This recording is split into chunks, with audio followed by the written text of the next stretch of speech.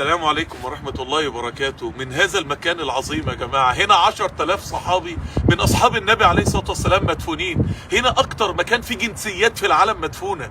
هنا ملايين مملينة من 1400 سنة من أيام النبي عليه الصلاة والسلام بتدفن في هذا المكان. واحد سبحان الله العظيم عندنا في بلدنا، واحد قال لمراته اعملي لي كوباية شاي، دي قصة حقيقية. قال لمراته اعملي لي كوباية شاي، فجابت له كوباية الشاي، مسك كوباية الشاي شرب منها شفطة 2 ومات، وهو بيشرب بق الشاي مات، فالكوبايه وقعت من ايده. فزوجته مش قادره تتخيل، هي واولاده في الشقه مش قادرين يتخيلوا.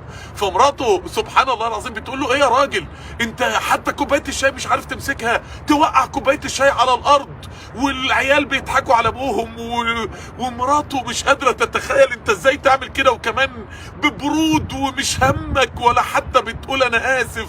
وزوجته راحت وجابت اللي هو الحاجات اللي بتمسح بيها الارض وقعدت تلم الازاز وقعدت تمسح الشاي، والراجل ما بيطقش ومحدش متخيل. مراته وعياله اتصدموا بعدها ان ابوهم ميت، ان الراجل ميت ومحدش واخد باله. واحد مات في لحظه يا جماعه.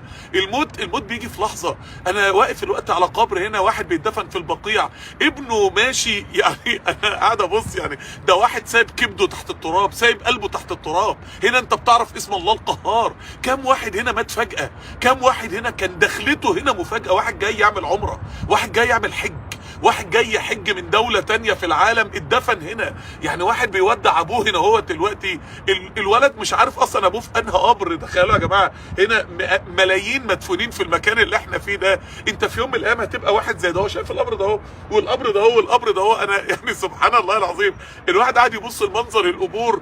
هنا تحت التراب في نعيم لا يوصف، وفي عذاب لا يوصف. هنا في ناس اجسادها تحت التراب وارواحها في الفردوس الاعلى، وارواحها معلقة في العرش. يا ترى هنعمل ايه عند الموت؟ سيدنا عثمان بن عفان، يعني هنا اكتر مكان الصالحين خدوا فيه قرارات فاصلة في حياتهم.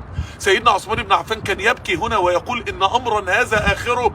الفنادق الرهيبة، الفنادق دي يا جماعة بمليارات، الفنادق اللي جنب الحرم دي بمليارات.